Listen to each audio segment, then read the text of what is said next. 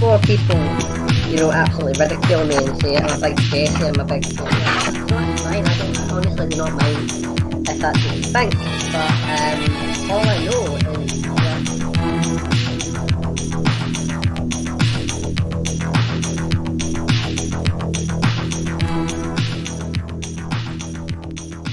Ladies and gentlemen, it is Lockdown Lore episode 3, and on this episode we talk about George Bloody Mackenzie, the poltergeist in Greyfriars Kirkyard in Edinburgh.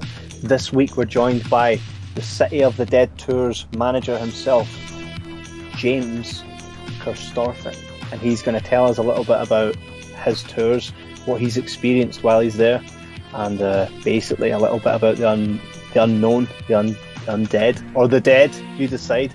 So on this episode, as always, we have J-Mac here, and that was a great conversation that we had with James, or Jamie. I kept calling him Jamie if it was James. I'm really sorry. I was 100% sure it was James. But yeah, we had a good conversation, and obviously we've got our third member of the Jibber Jabber podcast team here tonight. We've got Todd. How you doing, Todd boy? I'm doing well, guys. Thank you again for having me on your podcast. I really enjoy listening to you on podcast, even though you are like two of my mates. So it's just good to actually be here live with you as well, because I feel like I'm live with you most of the time when I'm listening to you.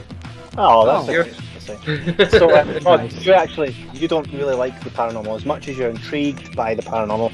You're actually, of all my friends, of all the people I know, you're the only guy that I know if I took into a tomb, you'd shite your pants and run out, and then, why did you take me in there? So, before we get to the story of George the Bloody Mackenzie, tell the audience a little bit about why you clearly believe in the paranormal, but why it proper scares you to your soul.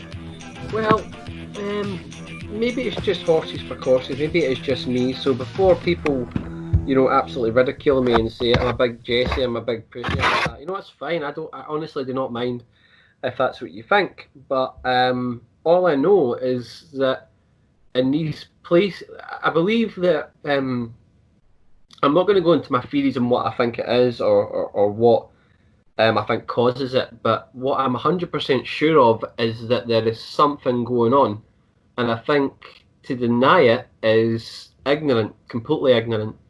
And it's like you say, it's like we'll talk about in the interview, it's human instinct that I'm just intrigued to know more, and I'm absolutely fascinated by the nature of paranormal stuff, but having experienced it very lightly, I certainly have not experienced the things that this man we're speaking to tonight has experienced, not even close, but I have experienced enough to know that this stuff, at least, I'm confident that it is real, it is there, but I have never had a situation where I felt easy with it, I felt comfortable, and I thought, oh, that's good, that's comforting. No, it's always sinister, it's always, that shouldn't be, this should not be, it puts my hair on edge, I never sit comfortable with it. I could go back to the earliest experience I remember, my grandparents' house. I have two sets of grandparents, like I suppose everybody has, but the grandparents in question live down south. My mum's originally from England, down south, and my gran and granddad stay in a house that's been there for years and years, and they swear there's nothing wrong with it. They're like, oh, I don't know what's going on about, but I remember the first time I stayed down there without my brother, because me and my brother used to have to stay in the same rooms, and I think it was always, I'm okay when I'm with somebody else, but when I'm by myself, that's when shit goes down, and I think that's the key. I think a lot of times these things happen, at least to me, when I'm by myself, and that's what makes them more difficult to prove to people. But yeah, I had an experience where I woke up in the middle of the night with the bed shaking inexplicably, and that totally freaked me the fuck out, and nobody believed me about it, and I was like, you fucking assholes. I had a coin chucked at my head in my house when I was watching. This is so weird, because this is probably I'm going to list it off as quick as I can, because it's a lot. I don't want to take off all day. I was watching Ray, the Ray Charles movie with Jamie Foxx on Sky Movies when it first came out. Creepy as fuck, that movie. Terrifying. I was watching that movie. I remember specifically it was that movie, and I was sitting on the couch here, the television was in front of me, and out of nowhere, a coin hit the television, and there was nobody else in the room but me. And the weirdest thing is, at the time, I thought to myself, I didn't get a fright or anything. I thought, who the fuck's just fucked a coin at the telly? And my brother was upstairs playing fucking PlayStation. It was just me and him in the house, and I was like, "Did you chuck a coin at the telly?" He goes, "Nah, why the fuck are you like that?" And I was like, "Okay, that was weird." So I've always came back to that. I was like, "That's weird," but I've been uncomfortable in places. Mum and Dad tell me about they've taken me to houses when I was a young boy, and I've screamed the place down, and they never took me back, that type of thing. But up until I got married, I was always like, yeah, I feel uncomfortable in places. I've not really seen anything that really makes me completely certain. But then I got married in a lovely place called Ayr Castle. But and you were like, fuck this. the castle, right? The castle is where the honeymoon suite is. Right, and when you stay there, you've got a choice to stay either in the castle itself, which is the original grounds, or you stay in the complex where everybody else stayed, which is all newly built and is, in my opinion, absolutely fine. I was staying in the fucking quarter of a century old fucking castle, where apparently the honeymoon suite, where you stay in, it's a cracking big room and everything like that, but it's also this where a fire hack took place, where a nanny and 2 children died in a house, died in the fire. Do you remember this? We were talking about it at the time, Ken? Yes. And me and my wife came back after the reception, and we were getting ready for bed and things like that. And the first weird thing, we were having a conversation about whatever the day is, blah, blah, blah, blah, blah. And somebody came to the door, stood at the door. You know the way if you were standing in a room and then suddenly the floorboards would go as if somebody's walking down the hall, and you're like, all right, cool. Went to check it, nobody there, so like that's fucking weird. And this happened throughout the night. So walking up and down the stairs, walking up the hallway, like we're talking 3 or 4 a.m. My wife's sleeping. I'm sitting in my fucking bed, just like, this is fucking. My honeymoon night was one of the worst nights I've ever spent.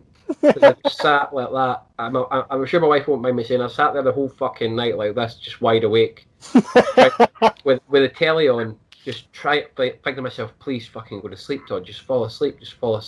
And I couldn't because I was on fucking heightened alert. People, and this thing's walking up and down the hallway, and then it starts. Then the children noises start. Fuck off! Did that actually?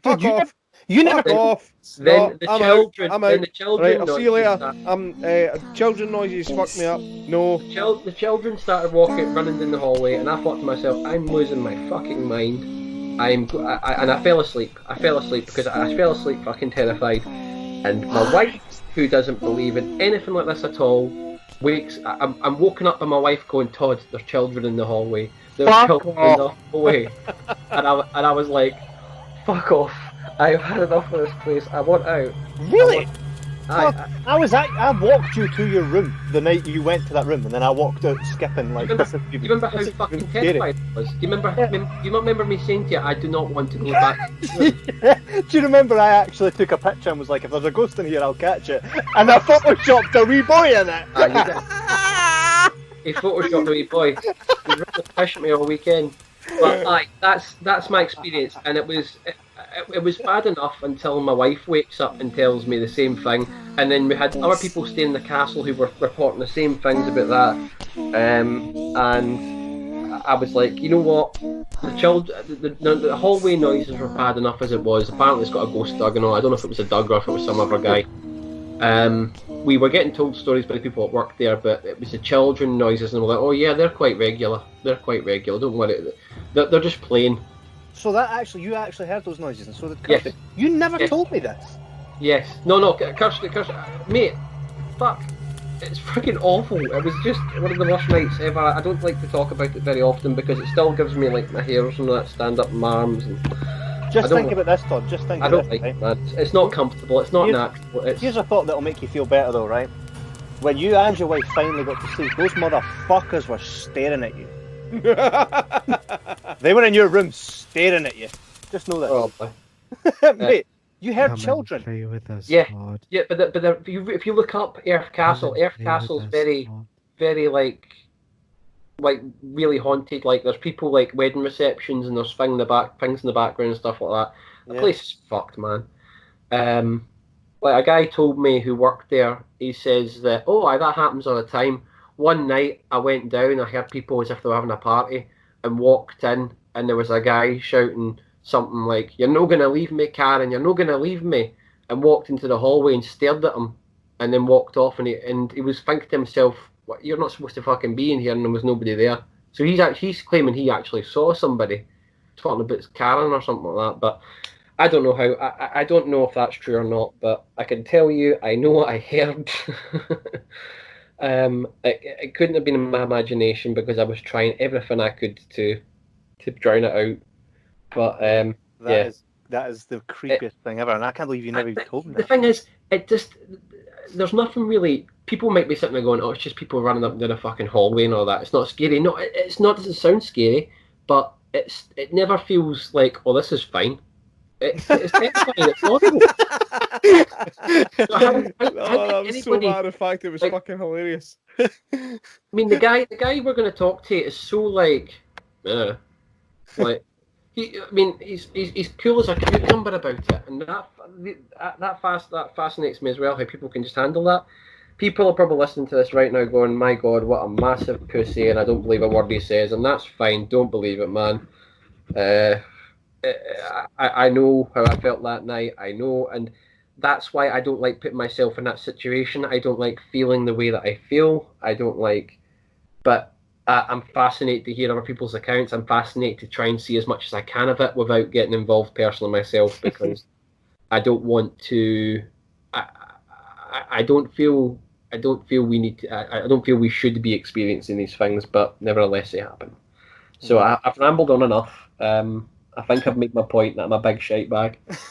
And So we're going to get into that now then. So coming up right now is the story of George Bloody Mackenzie, the poltergeist that roams Greyfriars Kirkyard.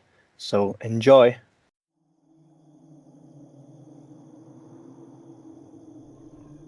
My Brush with a Ghost by Tara Carman.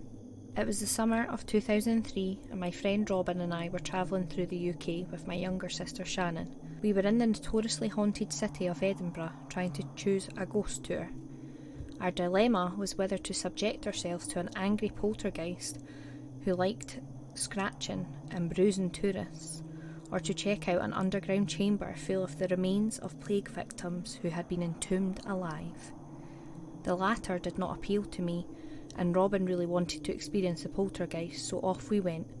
Our guide, clad head to toe in black leather with hair the colour of red Kool-Aid, led us through the narrow, cobblestone streets of the old town, telling tales of a murder here and a public execution there.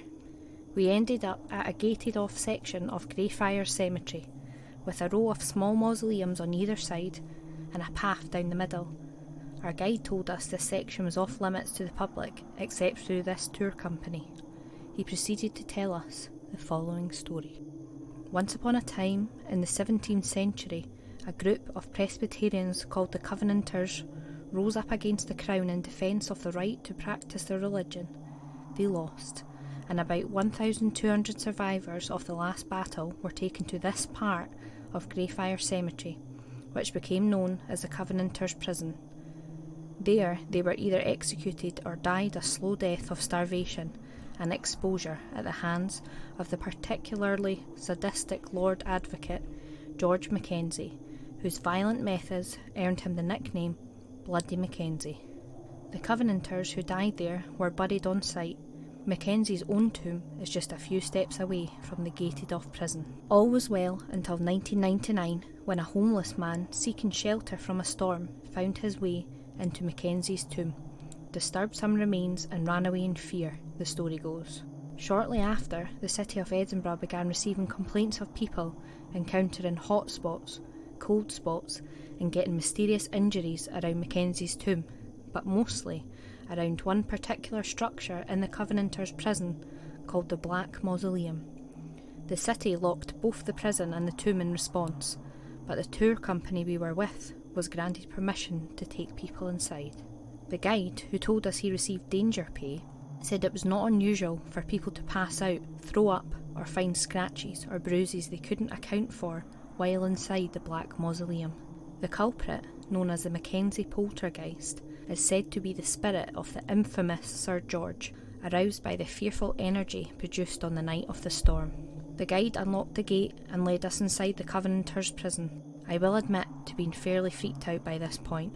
I rationalised the feeling as a natural result of the story we had just been told. But when I saw the Black Mausoleum we were all expected to squeeze into, I had a very strong sense I should not go in. I told my sister as much, but when she pointed out the alternative was to stay in the prison yard by myself, I changed my mind.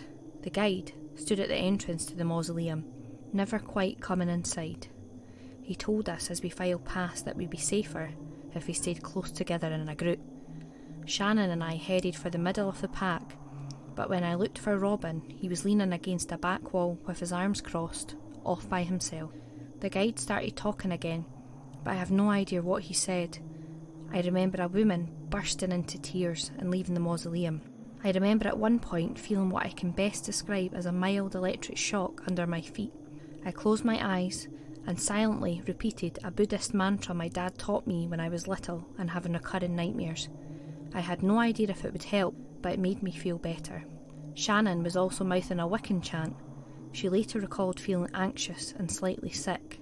Finally, someone in a monster mask jumped into the entrance of the mausoleum, scaring the daylights out of all of us, except Robin, who didn't react at all. When we came out, Robin asked us how long we'd been in there. 10 minutes, my sister said, recalling that the guide had said the person in the mask waited exactly that long to scare us, indicating it was time to come out. Robin replied that he had no memory of anyone in a mask jumping out at us. I thought Robin was trying to scare us, so I didn't pay much attention. My main concern was getting the heck out of there. I felt like I needed a shower, but Shannon and Robin wanted to check out Mackenzie's tomb, so they peered through the metal bars while I waited a little ways away. They both stepped back in perfect unison. They had been startled by a noise, which Shannon said sounded like the snarling of an animal. I said I thought we should leave, but Robin went back to the tomb to see if he could hear the noise again. Suddenly, he jumped back, covering his ear. "Feels like my ear is on fire," he said. I suggested again that we leave. As we waited for the bus to our hostel, Robin complained that his stomach hurt. When he lifted his shirt, there were 3 distinct scratches across his stomach. He said he didn't know where they came from, but didn't have any memory of the time we were in the mausoleum. Shannon and I reasoned that he might have been nervous in there and done that to himself. Robin agreed that this was probably what had happened. At this point, I became excruciatingly aware of every itch and twinge in my body. A few minutes later, Robin said his back hurt. We checked, and there were 3 more scratches. This too, we reasoned away. Maybe Robin had somehow scratched his back while he was leaning against the wall of the mausoleum. "Yeah," Robin said, "that is probably what happened." When the bus came, Shannon and Robin sat next to each other and I sat across the aisle. Robin kept nodding off, slumping against Shannon, and then waking up with a start, as if he'd been jolted awake. When Shannon asked him why he was doing this, he said he was unaware he was doing anything. Robin can be dramatic, and it would not be out of character for him to play a joke on us, so I was not overly worried. We got back to the hostel and sat in a lounge overlooking the sea. We'd been there maybe 5 minutes when Robin jumped up suddenly, yelling in pain. "My chest!" he shouted, taking off his shirt. I think I may have screamed, and I don't really remember. I do know that my sister was a lot calmer than I was. His chest was covered in scratches, but they were strangely symmetrical and looked like some kind of pictograph. There was a larger formation in the middle that looked like a circle with a cross on the top and squiggly arrows on either side of it. There were other scratches on his upper arm and lower back that looked like marks that would be left behind by fingernails. When Shannon lightly touched his arm, it left a handprint on his skin. The only thing I could think to do was email my dad, because he was the only person I knew who had ever experienced something like this. He answered right away and said we should take Robin to hospital. He also said we should do the meditation I'd been doing in the mausoleum as a group. Shannon and Robin didn't think we needed to go to the hospital, but thought the meditation sounded like a good idea, if for no other reason than it would calm us down. The meditation requires visualising a dark crimson or rose colour, and I had a shirt in our room that was about the right shade. I took the opportunity to thoroughly check myself over for scratches. Thankfully, I was clear, but I didn't go right back to join Shannon and Robin, who were in the hostel's backyard. Instead, I went to the front desk and called my dad, who reiterated that we should take Robin to the hospital. Making the call was a spur-of-the-moment decision I had not mentioned to either of the others. Meanwhile, Robin complained to Shannon that his stomach was upset, and Shannon said he might feel better if he threw up. She walked across the yard, as Robin was sick in the bushes. When she looked back, she saw Robin rise from a kneeling position and start striding, very slowly and purposefully, towards her. Something about the way he was moving and looking at her made her back away. It didn't look like Robin, she recalled later. She asked Robin if he was okay and saw his mouth move in response, but couldn't hear him. She asked again as he came closer, backing up until she hit the wall of the hostel, but still couldn't hear what he was saying. Robin told us later he had been fighting a strong urge to take a run at Shannon. But when he finally caught up to her, he said he was feeling better. Shannon observed that I was taking a long time to get the shirt, and Robin said I'd just got off the phone. The hostel's lobby was not visible from the backyard, and I hadn't told either of them I'd be making a call, so I don't know how Robin could have known that. I ran into them at the door of the hostel and we decided to go to a hospital. When we explained to the hostel staff, who all seemed to be Australian, why we needed to go, they thought it was hilarious. Some of them even wanted pictures of Robin's scratches, and he was only too happy to oblige. A nurse at the hospital told us to go see a priest, but it was getting late and we were tired, so we went back to the hostel. The next morning, in the cold, hard light of day, Robin seemed fine, so we got on a train bound for Inverness to look for the Loch Ness Monster. I have thought long and hard about the possible explanations for this, the most obvious being that it was all a big joke Robin played on Shannon and me. It's possible, I suppose, that he researched the poltergeist in advance, gave himself those scratches when we went with him, and acted out the rest. I think this is unlikely for a few reasons. For one, Robin finds it difficult to talk about this experience and did not want his last name used in the story because it remains a sensitive issue. This is not consistent with the behaviour of someone who is playing a practical joke. Secondly, this was before the age of the smartphone. I don't think we even had a mobile, and our time at internet cafes was minimal because it was so expensive, so there was not much opportunity to research. The decision to go on that particular ghost tour was spontaneous. Shannon and I were with Robin from the beginning of the tour until the time the scratches appeared. He didn't even use the restroom. If he'd done that to himself, one of us would have noticed. That, combined with the fact that many others who visit that place come out with similar injuries, makes me think there was something else at work here.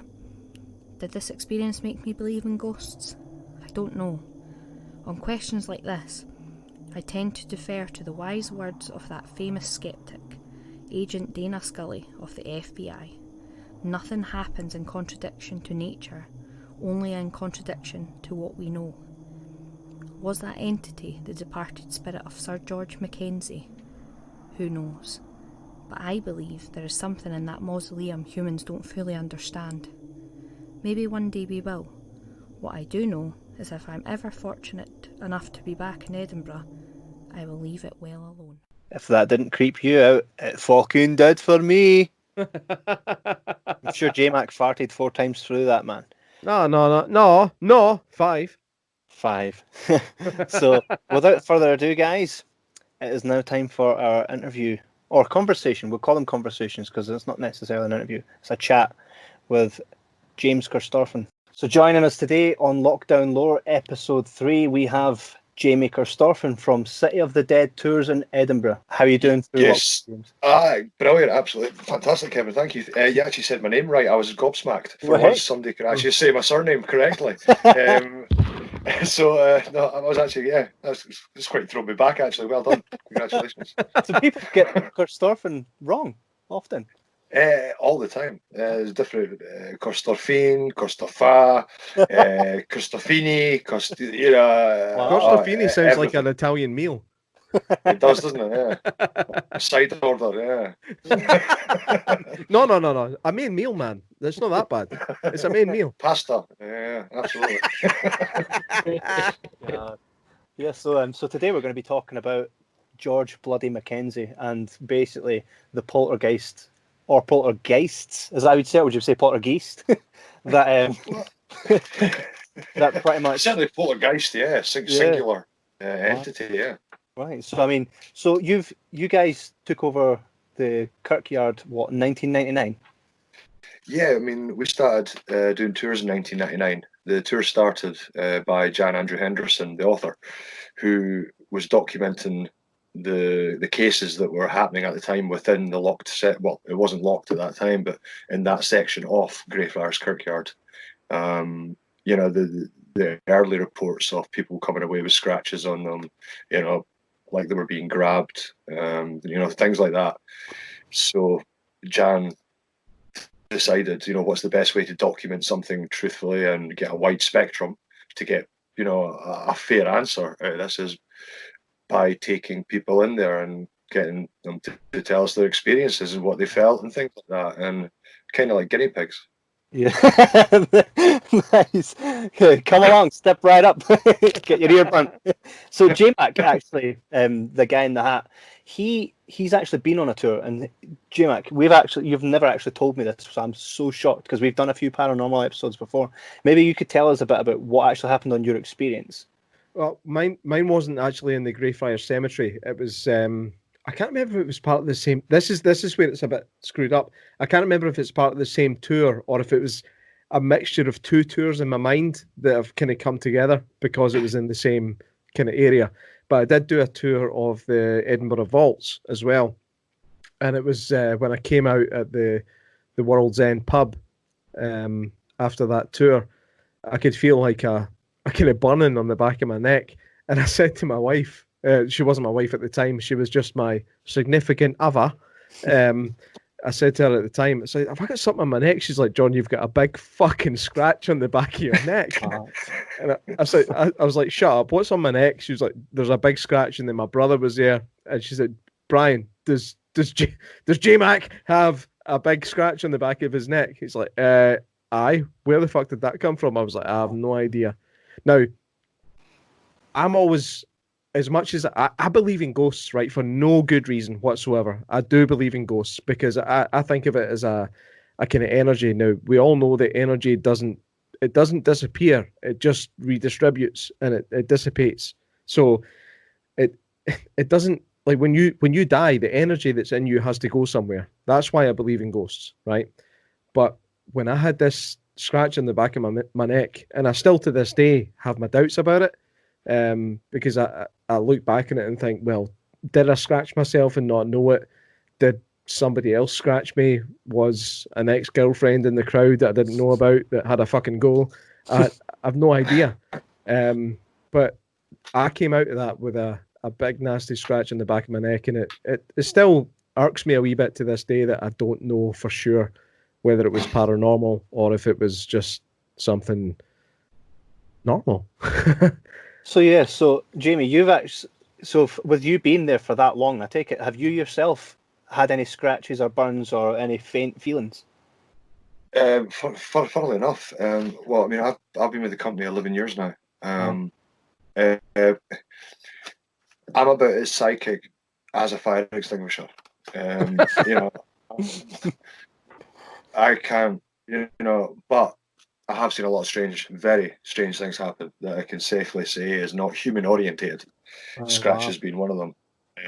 These scratches appear on people out of nowhere, you know, and they last about 12 hours and they're gone. And some people say there is this slight sensation of burning. Other people say they don't feel anything at all, you know, until suddenly somebody points it out to them or they see it themselves.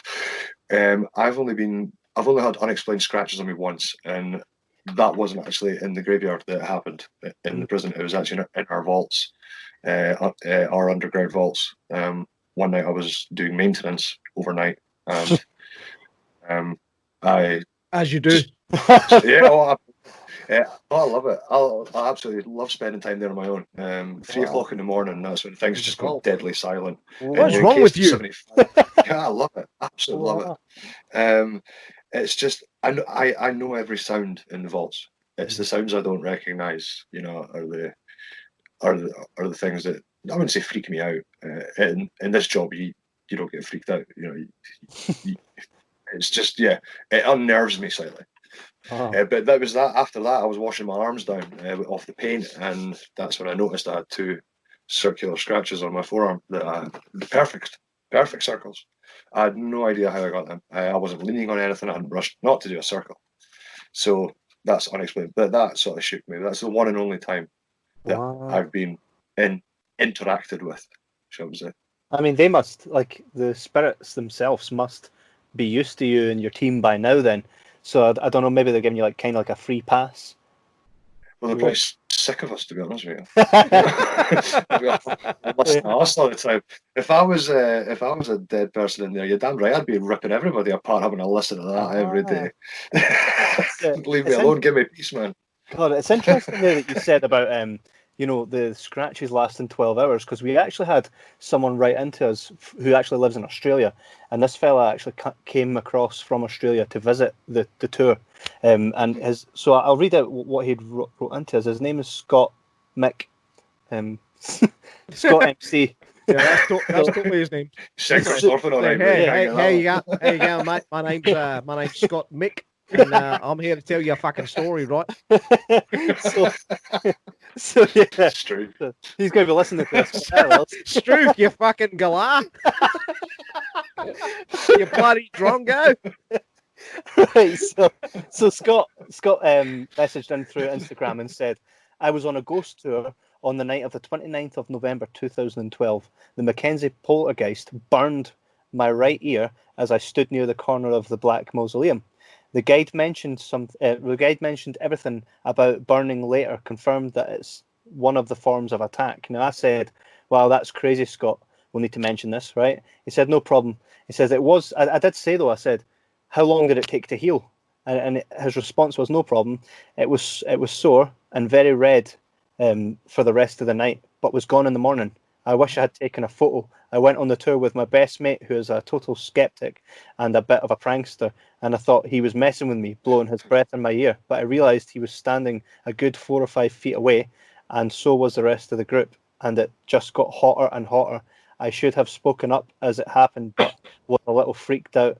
I spoke to the guide before we left the kirkyard.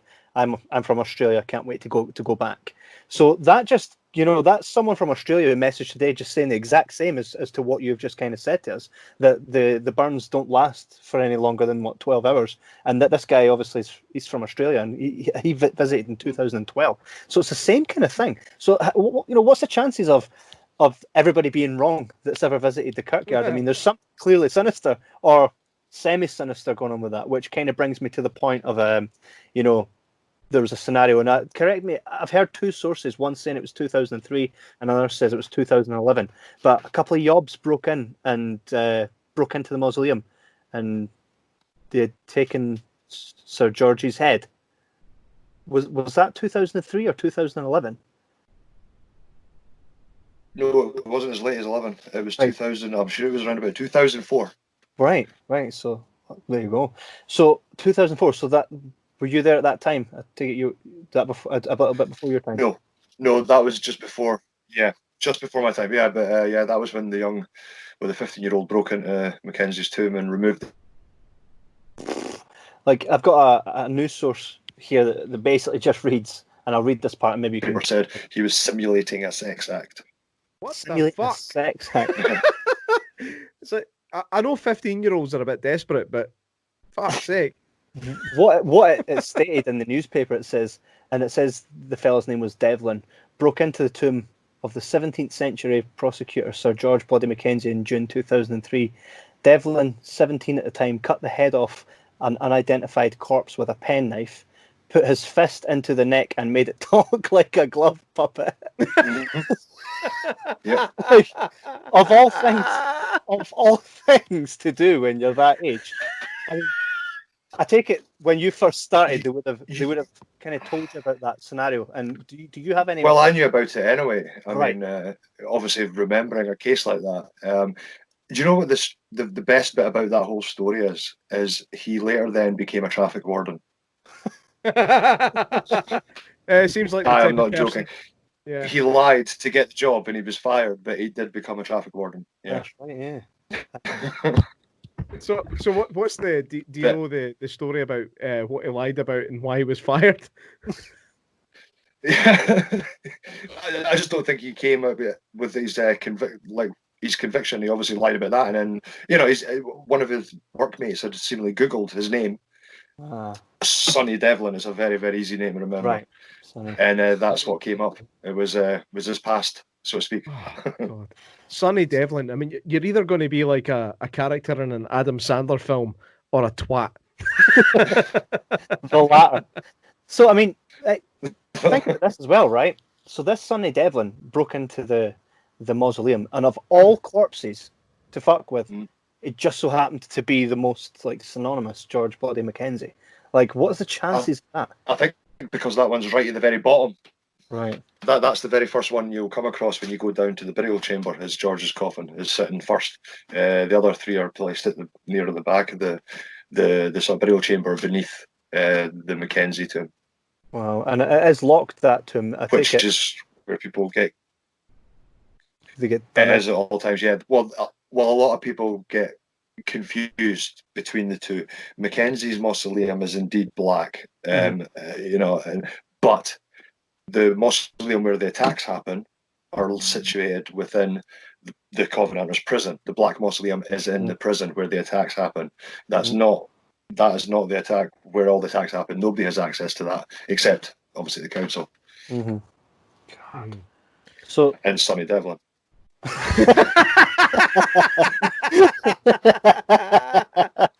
I wonder if he's ever been back. No, probably not. They always revisit the scene of the crime, don't they? Yeah, exactly. So, I mean, that's for such a thing to happen. Do you think that's when all these attacks started happening, or was there news of that before his No. No. Well, there's allegedly been reports, of the strange things going on around Mackenzie's tomb, the actual one in the graveyard. They're going right back to the early 1800s. You had the little schoolboys running about it. There was always sinister tales about it. But I mean, I think the first reported attacks happened around about 1998, late 1998 and early 1999. Wow. That's when things really started kicking off. Really, That's that. the first time. I know there was a stories about the homeless man, and that's kind of where it That's all kind exactly of what. there. Is that actually a true story? Yeah. Because I've read a little bit about it, but I'm thinking the stories go into a lot of detail about what this homeless guy did, but I'm thinking, Well, how do they know if yeah. nobody ever seen him again?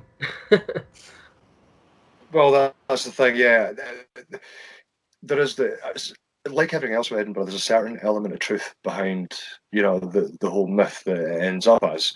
The homeless guy did indeed break into the back of Mackenzie's tomb to get shelter. Round the back of Mackenzie's tomb, there was a space that you could crawl through. It's gated off now, but you could do it. So that's how he got in. And when you walk in, there's the burial chamber downstairs. You just open an iron gate that's on the floor. You walk down the steps into the burial chamber.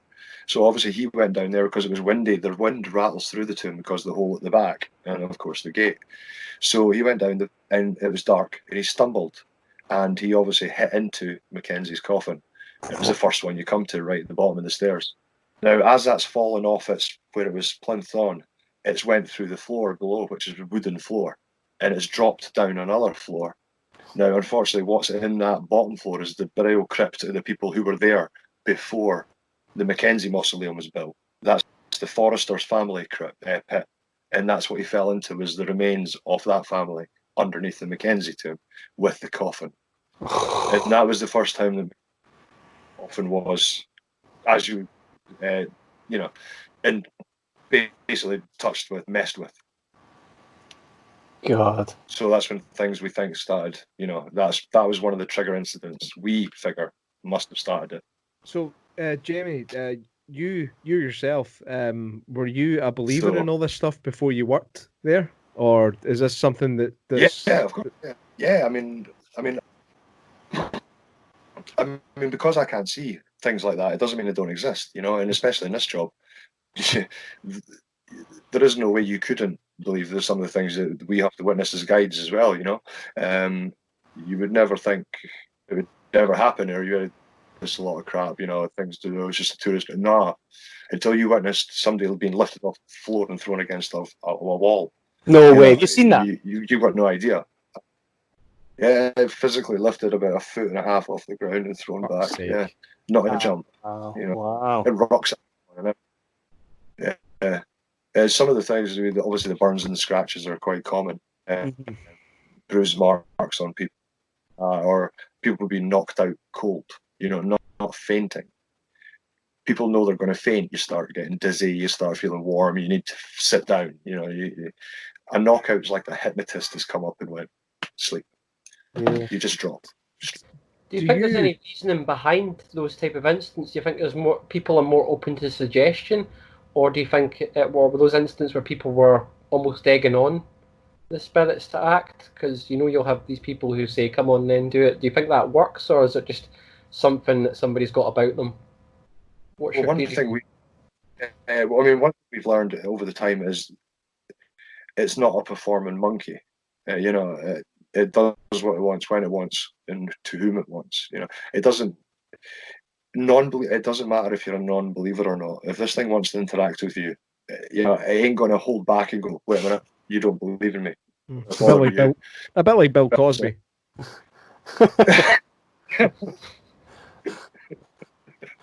Yeah, there is that. Don't.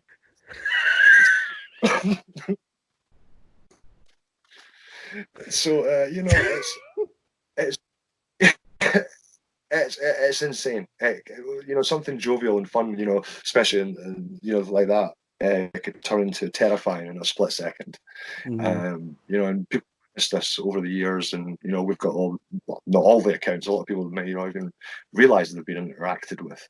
Yeah. But that's what the whole point was, to document this supernatural case and this paranormal case from the start, which we're still doing.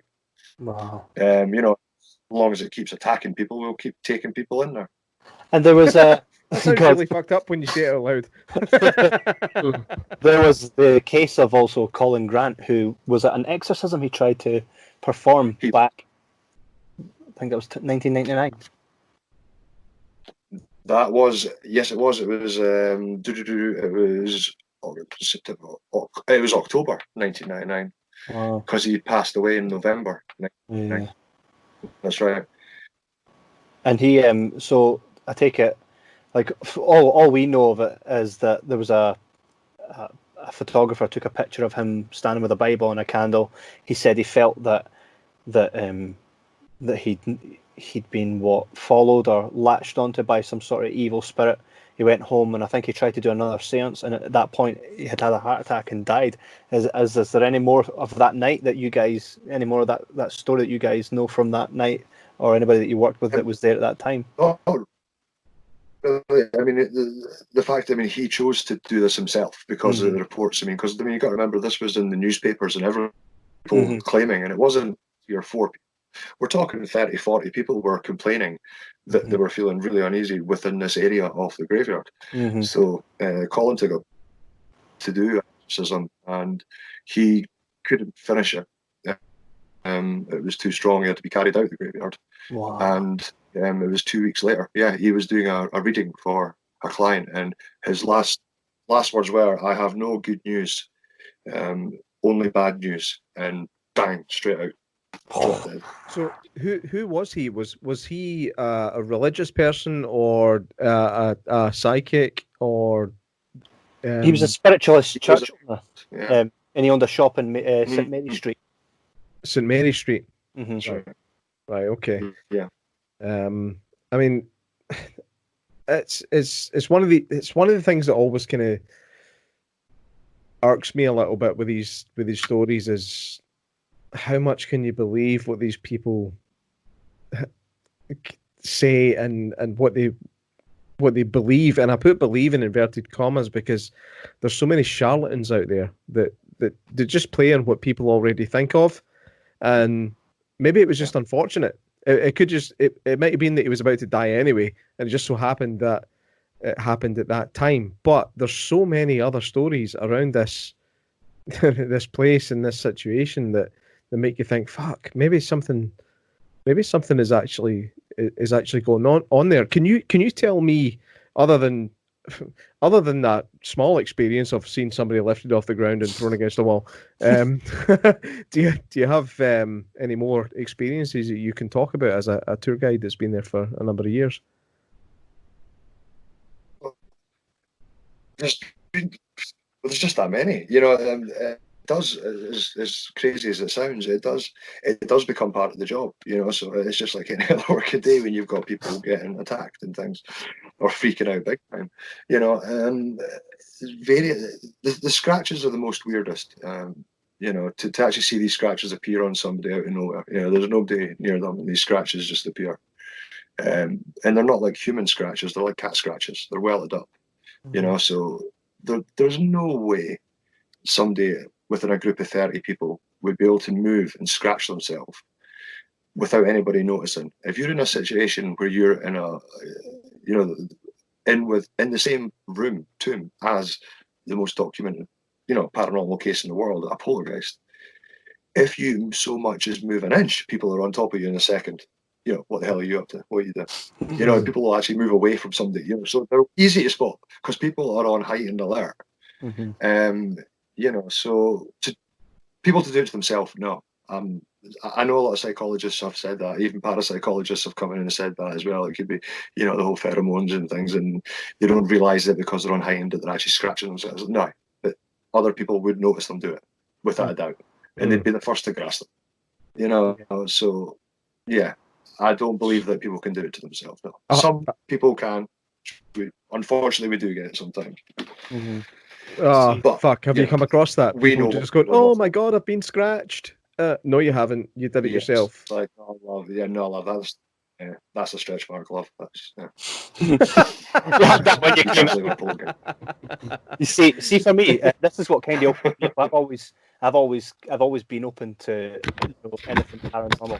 Because when I was like, I don't know, I'd say maybe 10 years old, TV sets never used to be flat screen. So you'd have, you know, you remember the TV? It used to be quite chunky, so you could put stuff on the top of it. Yeah, man. Well, I'm 40 years old. I remember a time before TV, son. Well, in my grand's house there was a candle, and like any candle, you know yourself that it's made to sit, and it's got some kind of weight to it. Well, it was on top of a TV, and with my own eyes I saw it, and I saw it get whacked off the TV by nothing, and it literally flew across the room. And I remember from that moment on, and do you know what the strangest thing I felt? Because I was 10, I wasn't actually scared, which for a 10-year-old, it should actually creep the shit out of you. But for me, I felt like, wow. Absolutely. I mean, it was more like I was amazed, like I just found something. And from that point in my life, I've always tended to keep everything with an open mind. But which is strange is because when I was younger, my parents and my gran and stuff would always say that anytime these scenarios would happen in that one house, it was always when I was there, which is bizarre. There was a time where I was a bit younger and I described a man, right? And then my gran herself, she's kind of like she tends to look into all that kind of stuff, and she said I went into it because for years I'd always felt kind of strange kind of stuff. The best way I can describe it, sometimes I feel like a tap running through my body, if that makes any sense. And I went into a clairvoyance store and I spoke to a woman, and she took my hands, and she said that I had some sort of a healer. I don't know what that is, because I've not actually looked into what that. I've never really followed up with her or anybody else since then. But something to do with healing something. But I find though, the more I'm open to it, the more weird stuff I'll kind of notice. And one night I was sleeping and I woke up, and I don't know if it's sleep paralysis or if it was genuinely there, but there was a dude standing right next to my bed to the point where I screamed like a motherfucker. And my wife as well was like, what? Like, she's never seen me scream ever. Not like that or anything. And do you know what? For me, I just felt, you know what? TVs, you don't see the signal that goes in to the TV, but you see the picture. You know, just because the signal you can't see it doesn't mean it's not there. So I've always kept an open mind to it. And I imagine for you guys, and when you're hiring a tour guide, I mean, does that come with the interview? You know, how do you feel about, you know, technically working with the dead, because that's what they're doing, right? Mm-hmm. Yeah, absolutely. I mean, anytime we do take new guides on, you know, they are told that, you know, you can't really prepare yourself for something like this until you actually witness it. But kind of like, you know, airline staff, you know, we have to be calm at all times, especially during an incident. You know, we have to remain calm, because if you've got the guide, you know, dropping it and just running, which has happened, there's just chaos. And you have unfortunately got health and safety to think about. You know, we don't want to stampede people or anybody getting injured unless the dead do it. You know, because we don't get points for that. So, I mean, how many times have you had somebody who has been like kind of blasé about applying for the jobs? Like, yeah, I can handle this, blah blah blah, and then they get confronted with the situation and then just shit a brick. Yeah, but no, I think it's twice over the years we've had that happen. You know, you always get the actor types. We've only got 2 actors that work for the company. You know, the rest of us are just normal people. The good thing about City of the Dead is none of us are scripted. We research everything ourselves and we present it as ourselves. You know, so every tour guide's different. The way we do it, and everything, the way we are. So it's usually actors that think, oh, we can do it, and then something real happens and their arse falls out, and that's it. I mean, they say there's probably about 1 million corpses, or just over 1 million, because there's only, how many was it, 45,000 or something that's actually on the book. Is that right? Yeah, in the Book of Interments, yeah. There's basically, I mean, you got to think of Greyfriars as a human lasagna. It's layered. Yeah. Really layered. Yeah. At least minimum, I would think about 750,000 bodies. Yeah. Wow. And that's crazy because a lot of people just see people who don't know about this. You see Greyfriars till they think of a cute little dog who just sits on a massive wave. I remember going when I was very young. My mum to Edinburgh, and she took me to Greyfriars, and that place has an atmosphere. I couldn't get out quicker. Yeah. How old were you, Todd? As well. When I was young, I must have been about 7 or 8, and I'll admit it, I'm a complete chicken shit when it comes to this. I'm fascinated by it, but I don't want to know. I like hearing stories about it, but I don't ever want to witness anything like that. I don't want to be a part of it. Why? I don't know. Why? If you believe in it so much, you should want to see it. The thing is, I feel I've seen enough and know enough to go, right, that's real, but I don't want to go anywhere closer into it. I know that I got married in Airth Castle. I've stayed in Airth Castle overnight. I heard enough that night to know, okay, that's not my imagination. That's all I want to know. I believe everything that people tell me it's happening. That's fine. I believe what they tell me. I just don't want to see it for myself. These places have an atmosphere. I went down to the vaults. You, of course, going to the 3 a.m. in the middle of the vaults. That sounds like the worst thing you could ever do to me. I was there with a group guided tour, and the whole time I was telling my wife, I fucking hate you for bringing me down here. This is the worst fucking idea that anybody's had. I want fucking out. I want out. I don't think I've ever swore so much thinking about it. And I came back out, and I've never been so happy to be out of a place in my life. And my wife took a picture of me afterwards. She thought it was so funny how hysterical I was. And after that picture was processed, there were all these orbs around, and I was always like, "Fucking no more." And I'll never go back down to the vault. Yeah, hated it. See, I've talked about it for a bit. So yeah, that's where I am. I had an overnight investigation of Mary King's Close. That's right. That's even though nothing actually happened that to me certainly there was other people on the not tour. It's not a tour. On other people on the investigation that experienced stuff. I didn't really experience anything, but fuck me, that place has an atmosphere. Especially when you do a normal tour of Mary King's Close, you get to this place called the Chesney House. Obviously, I'm assuming you're familiar with this, Jamie. Now, Absolutely. Yeah, the Chesney House, you're not allowed into it as a tour because it's unstable. That's what they tell you at the door anyway. But on the overnight paranormal investigation, they give you access to this, and holy shit, it does not feel nice. It's like, do you remember when you're a kid and you have to go and visit that relative that nobody likes? That's what it feels like when you walk into the Chesney House. And I don't care what you say, man. One. Aye. I mean, places, buildings, rooms, even down to like certain parts of a single room can have a feeling about them that you just think, fuck, I do not want to be here. But as a paranormal investigator, I have to be here.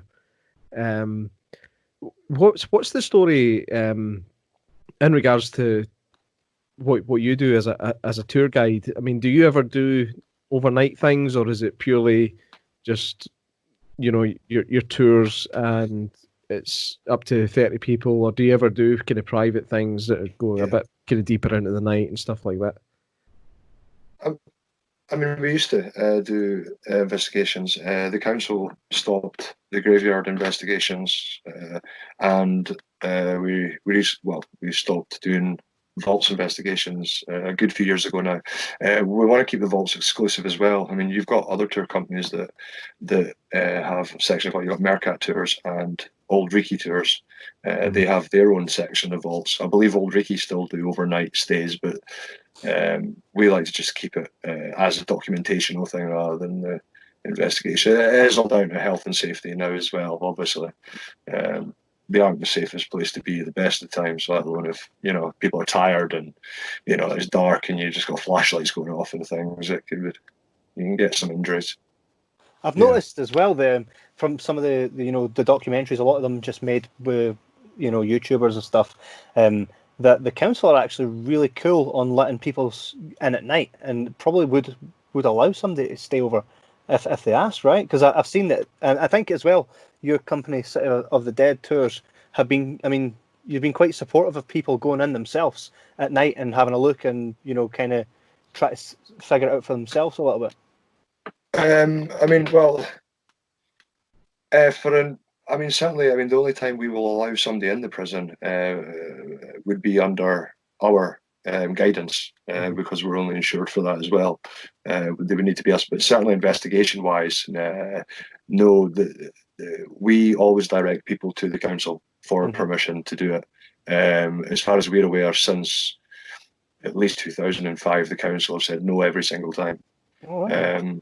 They just, even to get a TV recording permit and things in Greyfriars, you have to go through the council for and things like that. It's got to be all paperwork and things like that. But we always direct people, if they want to know about investigations, you know, straight on to the council. It's their decision. Right. They're the landlords. I remember watching just recently. I watched one of the videos of an investigation, and it sounded. I don't know how many people were involved in the group, but I could only hear women talking. But I remember this woman called out. She's like, "If there's anybody here, if you want to contact us, can you make a sound?" And you just hear a blatant human voice going, "Bastard!" Yeah, I think so. And I'm just thinking, no, that's just a wee dick outside the cemetery just being a fanny. And then she's like, "Can you make that sound again?" and you don't hear bastard again, but it's like bang bang on the door behind them. And she's like, "Okay, the spirits want us to leave." The problem with these places is that there's a lot of suggestion in it, and that if you want to hear something, you're going to hear it, even if you were just to take a slight step back from it and look at it from an outside point of view. You have to go, "Oh, that has to be a person," nothing that obvious is going to show up, and that's my like I said at the start. I do believe I am a believer in ghosts. Again, I don't know why, but when you see evidence in inverted commas as obvious as bastard, you have to question it a little bit and not just go, "Oh, they want us to leave because they called us bastards." And that kind of thing really gets on my nerves a little bit. And I mean, how do you feel about that? I mean, have you ever been in that situation where somebody said, "Oh, somebody called me a dick"? Oh yeah. I mean, we get a lot of groups in before. We had a lot of groups in before. Investigation groups, things like that. I mean, if somebody wants to pay for a private tour, what they do with the 2 hours or whatever tour they paid for is entirely up to them.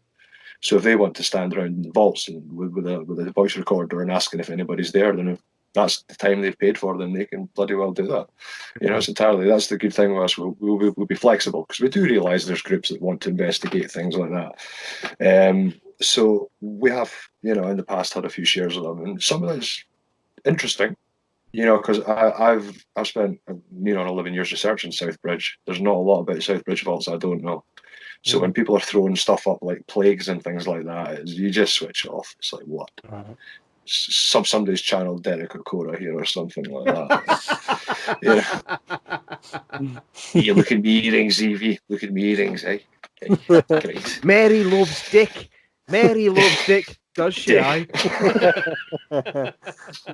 They said that people used to, jump the walls of Greyfriars to bury their loved ones, so that the graves were never like you could.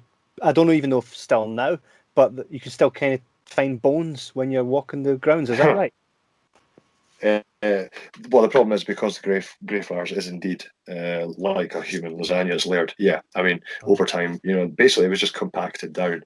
So over time, through footwear, through footfall, through people walking across the grass, people sitting on the grass. Yeah, when it rains hard, you do unfortunately get the bones coming out of the ground. To this day, yes, it does happen. It's very true. There is protocol in place. Yeah, but our office is right at the gate. The Greyfriars. As soon as you come into the graveyard, that's our office on the right hand side. So we're right in the gate. So we get handed the bones if the church is not open. I'm just laughing at Todd's face right now. It just looks like he lost a bit of his soul. Just hearing that, it looks like.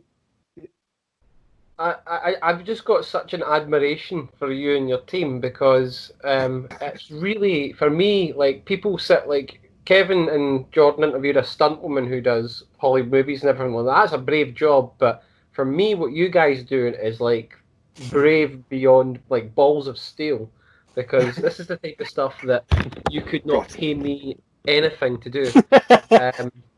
Why? I would be constantly on alert. I would be worried about bringing things home with me. I would be worried every minute I was at work.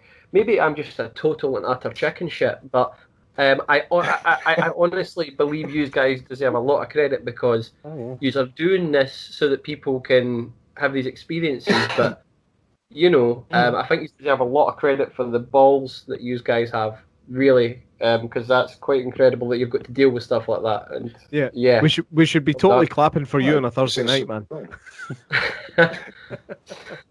Totally, man.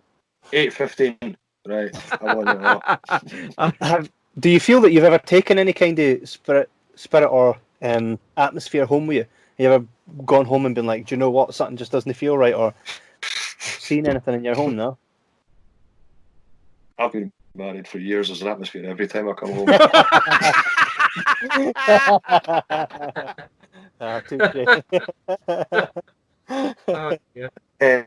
What's wrong with you? I can't personally. No, certainly. I know. No, seriously, what's wrong with you? Man. None, honestly, none. 4 days later, well, there will remember that time 8 years ago? Oh, fuck. Oh, that's funny. But certainly, no, we have had reports that people, after the tours, have had things follow them home. Strange things start happening in their home. It has been reported quite a few times, actually, even as far as America. Wow. Holy shit. They got the plane back. Yeah, I don't know if it got first class or not, but yeah. Do you Got think? to catch the red eye. Do you reckon? Do you think maybe it takes a like? I don't know if anybody's ever done the research on it, but is it maybe a specific type of person that will have some like? There must be, because there must be something attractive to the entity to make them want to latch onto this vessel, so to speak. From just what you've seen, have you found like that it's a certain type of person that these spirits tend to attack? Or I know you said that they'll just go for you if they like it, but have you Yeah. yourself seen any kind of pattern? Not the one that I've been able to sell, work out or anything like that. No, I mean, I don't know if we've really. I mean, obviously we take a general, age, where they're from, what the thing is, whether they believed before or not. There's a set, but I don't know if we've really looked into, patterns like that, so to speak.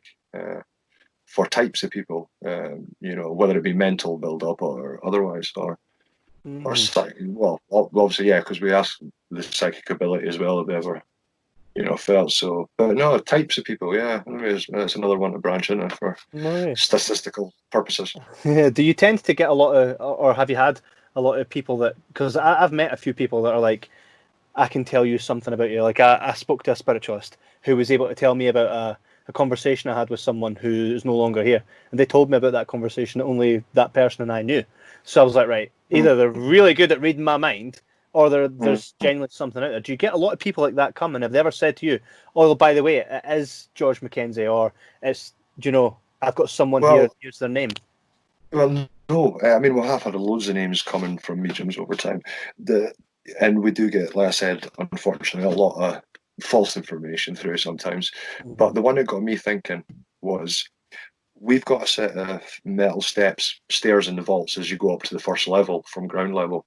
Once you're inside this metal staircase, now the owner of the vaults, Norrie Rowan, he got it years ago for it to go up. It fitted perfectly. Where it came from, we've got no idea. So anyway, it needed fixed. There was one of the slats had come down, so it needed to get a welder in again. It previously broke as well. So the welder comes in and fixes it, and Norrie comes in and he goes, "My God, that was sitting at the bottom of an ocean for about 20 years in a shipwreck, and it comes in here and it's needing fixed twice in the space of a year."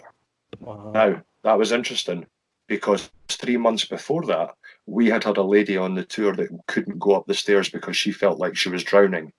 Wow. She felt water coming over her, and the vaults leak. So I remember, there's never enough water coming in from the roof to drown anybody. So I don't know where she's getting that from, because we had no idea about the staircase.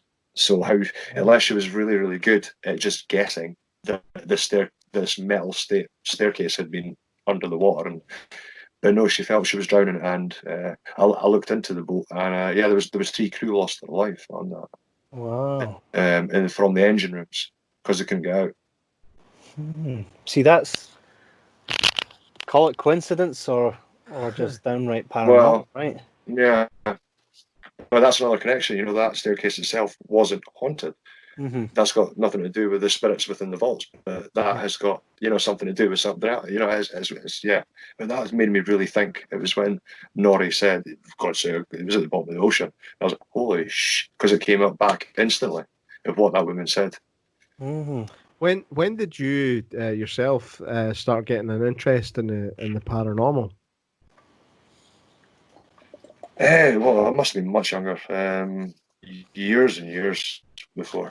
I can't honestly remember. I've always had an interest in the sort of the occult, like the vampires and stuff like that, ever since watching the Prince of Darkness Hammer film that seriously freaked me out. I had nightmares for weeks. But yeah, it was like, and I just kept reading about ghosts and poltergeists, and it's just always interested me. I mean, it seems to be one of these things that unless you're interested in it when you're young, people tend to just dismiss it. A bit like religion, but that's another thing altogether. But I mean, looking at Todd, I'm watching Todd's kind of body language right now, and Like I know that he's got an interest in it that takes him back to when he was very young. See, I don't have that. I don't have that. Oh my God, I had this experience when I was young. But what I've got is just I don't know if it's a hope or a belief that this kind of stuff actually does happen. And I really want to experience that type of thing. And I've tried many a time now. I mean, I was on Most Haunted Live. I don't want to say anything bad about those people, but I will. I've come to discover since being on that show that they're taking the piss.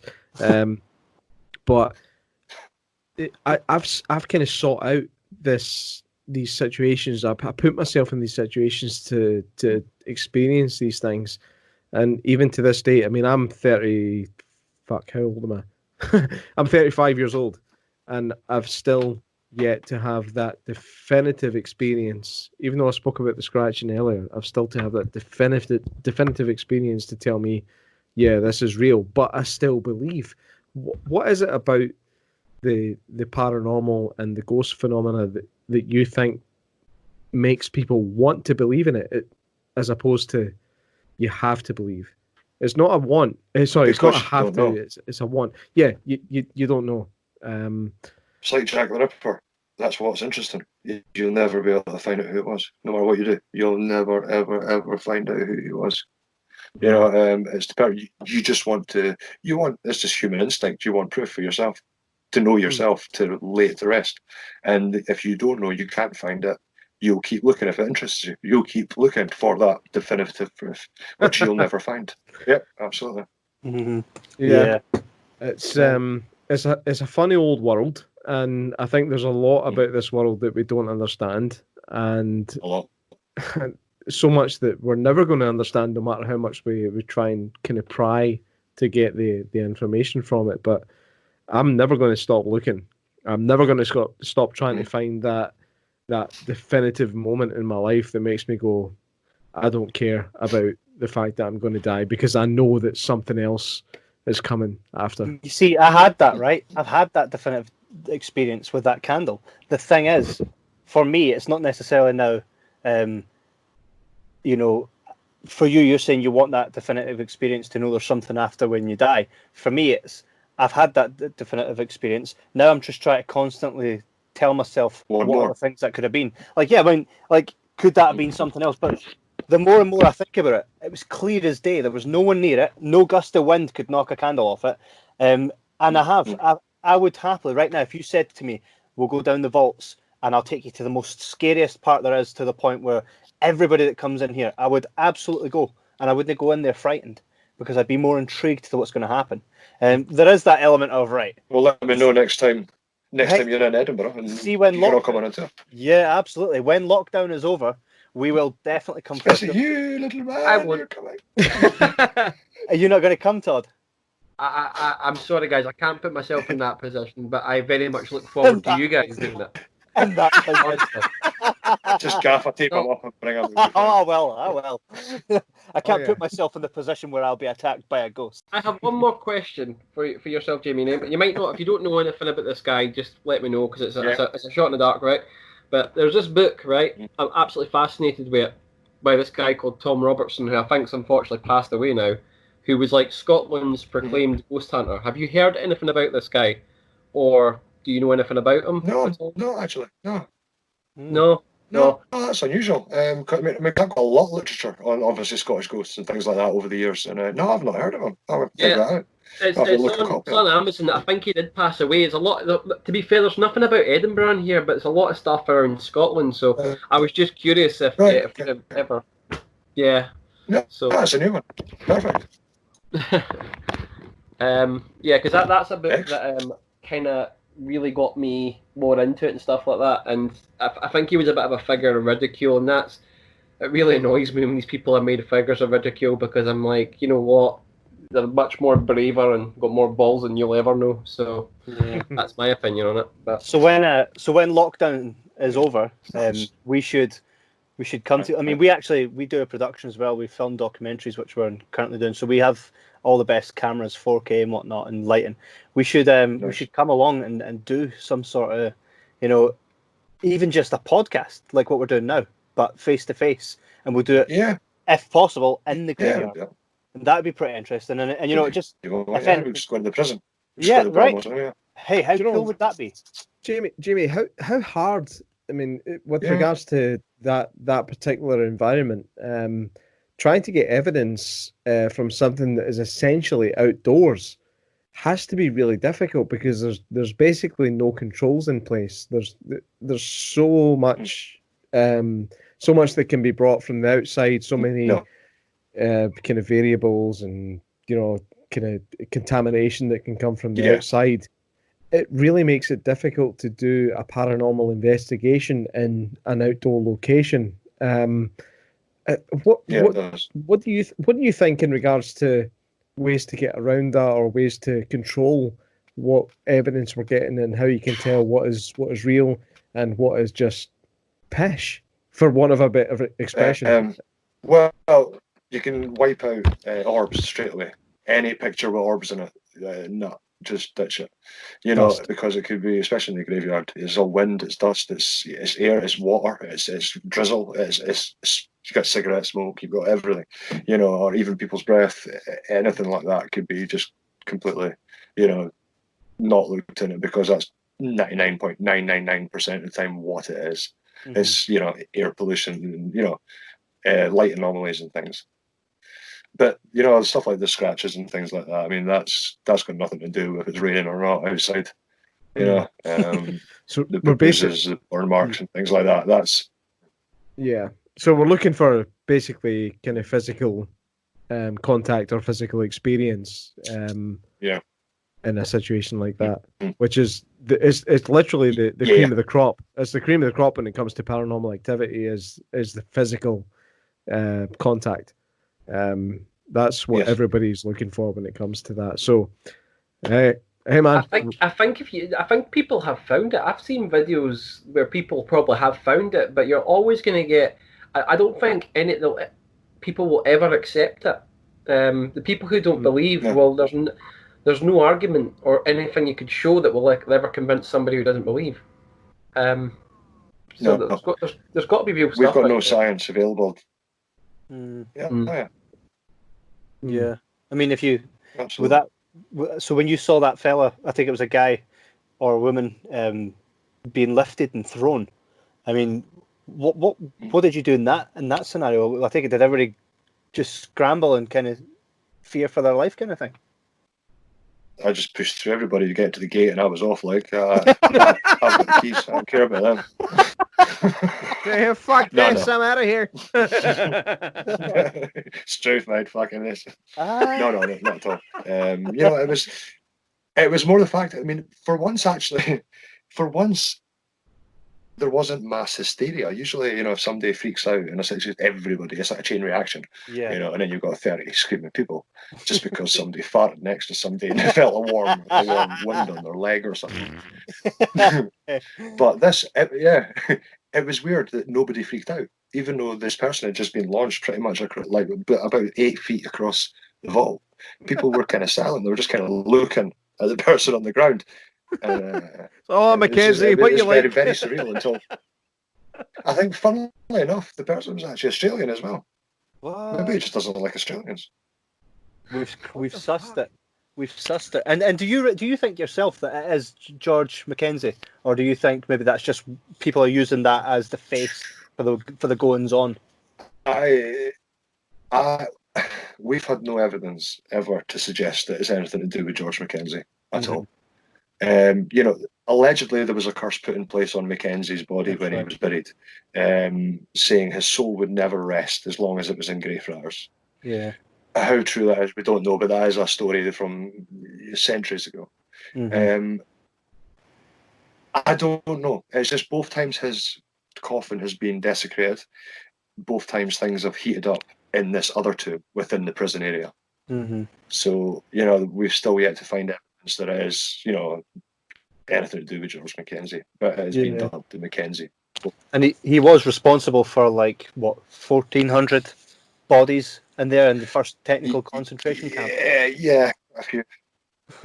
Yeah, it was. It was the Covenant prison is the world's first concentration camp, where 1,200 Covenanters were kept after the Battle of Bothwell Brig. They were kept in the open. You know, that whole area back there was about the size of a football field, one big field, and they were kept in there with no shelter, fed the bare minimum. There was over 800 people lost their life within that area of the Covenanters prison. Wow. So yeah. So I mean, sounds like Winchborough. yeah, talk about a soul not deserving of rest. I suppose George Mackenzie's. I mean, I don't. If he's listening, like, but you know, Because he's just tuned in there and he's bad radio. Eh? No, he's in the airwaves. Right? My battery's running. Oh, fuck. When you go back to work, you'll be like, "Heard you in the radio. Get it right. I didn't lift You were brilliant." her. She went up 5 feet before I threw her. Give me On credit, a- son. On a kind of slightly serious note, Jimmy, we'd love the opportunity to kind of take a kind of wander around this place with you, and just take the tour and do what we do and make a movie about it. It's something that it's always interested me. Even though I spoke about the scratch, I've had the scratch. Okay, I'm still not 100% there. I'd like to get to that 100%. Todd, I can tell, is a believer because he pretty much poops his pants at everything regarding the paranormal. And Kevin is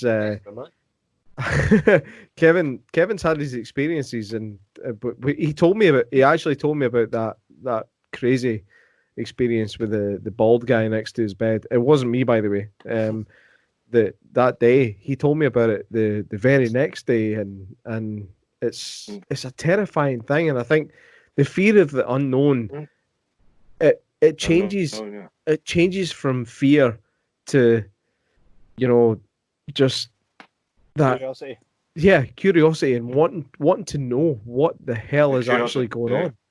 Mhm. And we'd love the opportunity to take a tour around that place with you, and if you're up for it, and if the council let us do it, then we'd love to do it, man. So that would be you, me, Kevin, Todd, camera guy, Seb. We get them all on board. We do this, and we could have something pretty interesting on our hands. So we'd love to do it, and your input has been great. Your story's been good, and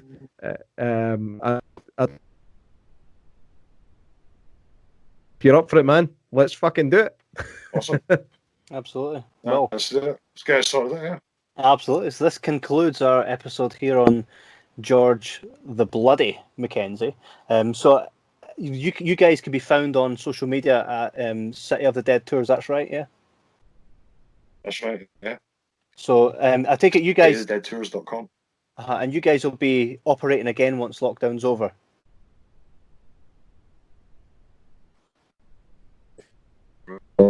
Permission through from the government, yeah. We've been closed down since the 23rd of March, roughly.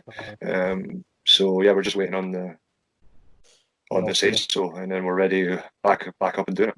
Yeah, absolutely. And then hopefully business will be booming. I mean, I imagine. I was going to make a really bad joke there. Absolutely not going to do it. That's all right. I'm sure I'll have to fucking listen to it later, so that's fine. Nah. The Edinburgh Festival's been cancelled for the first time, I think, ever. Cancelled. But that could. Is the whole thing cancelled? The whole thing's done. Well, Yeah, it's all cancelled there. Holy Wow. shit! So that's gonna. Which is a shame, but yeah, it's good for us. It could be really good for us. I mean, the festival's great, but it hampers sales for the normal businesses of Edinburgh, i.e., walking tours and things like that. So this year it'll be a new experience, to say the least. So fingers crossed we're up and running before then. Yeah, absolutely. And when we come along as well, the worst thing that can happen the night that we all get together is we'll get a really good podcast. Anything above that's going to be even cooler, right? Yeah, indeed. Absolutely. Well, thanks very much for coming on the show, Jamie. Obviously, No you're welcome back problem. anytime. And see when lockdown's over and you're back on your tours, if anything crazy happens, I want you to give us a bell. You get straight on this podcast and we'll talk about it again in depth and go right into detail about it because Yes.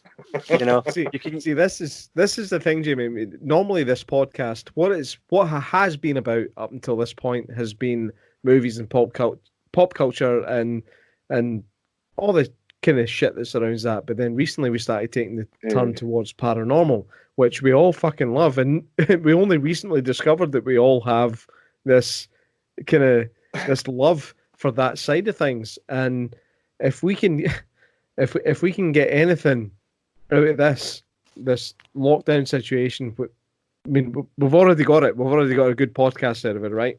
So we've got a good podcast, and if we can get another good podcast and another good video, and just to give some exposure to the craziness that is Edinburgh, not even just your part. Yeah. Edinburgh is crazy when it comes to paranormal stuff. Most And- fun city in the world. Yeah. See, I'm going to say something here. I mean, it's so funny when you hear like American folklore and American stories. They're like, oh, this house dates back to 1965. Oh, does it? I've got a castle that dates back to before Jesus was a spunk, right? So we've got more than you have, and we're going to deal in that, and we're going to tell you about it. And dude, if we can have you on board, then we're on to a winner here. So this has been an absolute blast. I hope to have you on again, and please bring us along. Awesome. Let us film it. Speak to the council. Tell them, hey, these guys are sound, and let us do what we do, and we'll do it to the best that we can muster. And this has been a blast, man. Thanks for giving us your time, and I hope you can give us a little bit more, and we can do what we're going to do. And fuck yeah, it'll be a blast. All right, perfect. Fantastic. Huge thanks to Jamie for giving us his time, and we should absolutely make that happen when lockdown's over. We should go. We should film. I think we should just do a podcast in the underground. The chambers. Do a podcast there, right?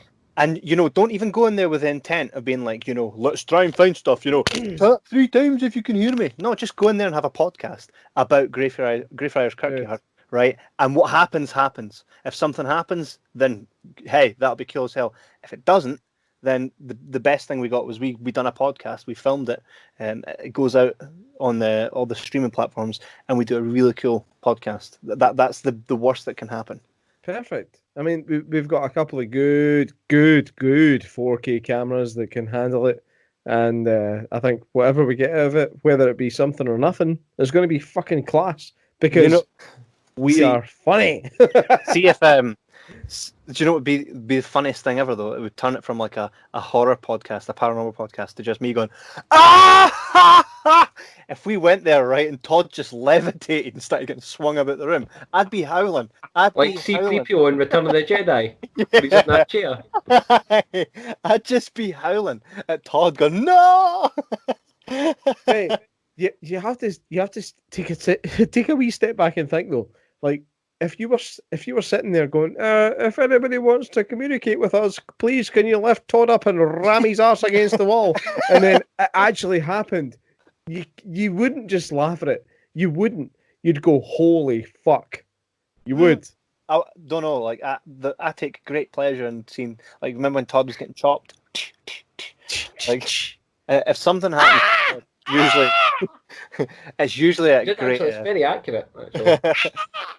If something happens to Todd, I usually find it quite humorous. So that would be quite interesting. You also usually find that you're the fucking cause of it. You know me too well. But I think we should definitely do it. And Todd, you cannot bitch out it. If we get the opportunity to go with James and we get to film something in Greyfriars Kirkyard, don't even need to stay there overnight. We just go late. Film a podcast, and we leave. You are coming. Look, he's pooping himself already. You are coming. You have to come. I'm absolutely pooped myself already. You are coming. You are coming.